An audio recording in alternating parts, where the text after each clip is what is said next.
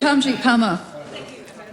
Madam Speaker, I want to take this opportunity to highlight a critical issue that is impacting so many construction companies in Auckland. These construction companies want to build houses in Auckland. We all know it's so important to build houses because we always talk about supply and demand, affordability of houses, and it will happen only if more houses are built. And these construction companies, Madam Speaker, they are not able to proceed with their projects, not because they don't have people to work on their projects, not because there are any issues with their finances, or there are any issues with availability of land. They have land, but they just can't proceed building houses on that land because of water care's constraints.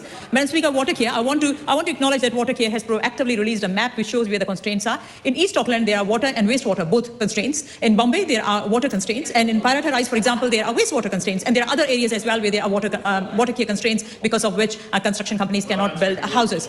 Madam Speaker, I have spoken to so many people in the construction industry, and they are really frustrated about this because they have land. And sometimes people drive past this land and think that, oh, somebody's land banking. But it's not land banking. Actually, they don't know the reason behind why they are not able to proceed with their projects. And in Parramatta Rise, I was talking to a construction company who wants to build 98 houses. They got land use consent, but when they applied for subdivision consent, from that point they have been stuck. Another construction company wants to build 50 plus houses in Bombay. They are stuck because there are water supply constraints there. Madam Speaker, these are serious issues because in Auckland we have demand for more houses. And when we build houses, it's not just like one house is being built or it's about supply and demand, but it's about a lot more than that. There are a lot of flow-on effects of building houses. We know that there are a lot of jobs created, not just on the site, but at the suppliers' ends as well. Then the transportation requires a lot of jobs. And then, of course, the tax revenue that comes to government. So in a way, this constraint is also hindering economic growth. And, Madam Speaker, this bottleneck didn't appear just overnight. It appeared over time because previous government, Labour members, I heard them laughing before, those members, when they were in government, they didn't anticipate future need. And now, Madam Speaker, we have to look at what the future need is, and now we have to also react to this past shortfall. We have to react to this past shortfall. And these delays which are happening are very, very costly delays. So, Madam Speaker, yes, I have highlighted this issue. Now, I would like to highlight what this government is doing to address this issue. As, Madam Speaker, we will know, and we will remember that what Labour wanted to do, they wanted to enforce co-governance in water supply. Did that help? Did that help? No, that didn't help at all. And that's why we made changes and we brought Local Water Done Well policy program. And because of Local Water Done Well policy program, now Water Care have their own balance sheet. So this has enabled them to have their own balance sheet so that they can go and borrow money to invest in long-term infrastructure. And what is the good thing about this is that this won't fall under the council debt limit. So it frees them up to see where they want to do investment. It's very important that Water Care utilizes this opportunity, this tool to invest in infrastructure. We also see, Madam Speaker, that Water Care has a new charter that is to rebalance revenue so that growth is paying for growth. And just recently, an email was forwarded by a construction company to me. This was forwarded to me just yesterday, and I think they received it just a couple of days ago, where Water Care themselves have acknowledged that this is, I'm quoting that from that email quote, on 1 July, Auckland's water services enter a new chapter. While we remain 100% owned by Auckland Council, we are now financially independent, giving us the ability to fund the infrastructure our city urgently needs without steep price increases, which is so important to note. So, Madam Speaker, we also know that my ACT Party colleague, Simon Court, is working really hard to replace RMA. So we are really looking forward to seeing that Water Care is utilizing all the tools that are going to be available to them. We know that there are serious challenges ahead for Water Care, and it will be up to Water Care to prove that they are able to meet those challenges, to ensure that more houses can be built, to support our economy, to meet the demand, and also for the well-being of families. Thank you, Madam Speaker. I mean, gathering from what Parmjeet Parmer has had to sit there and say there, I mean, she'll be one who would sit down there and ridicule someone for not sitting there and taking off it there, for not delivering the results while she's sitting there blocking the car in on the driveway. That sounds like very much like blame, blame, blame, and twist the truth.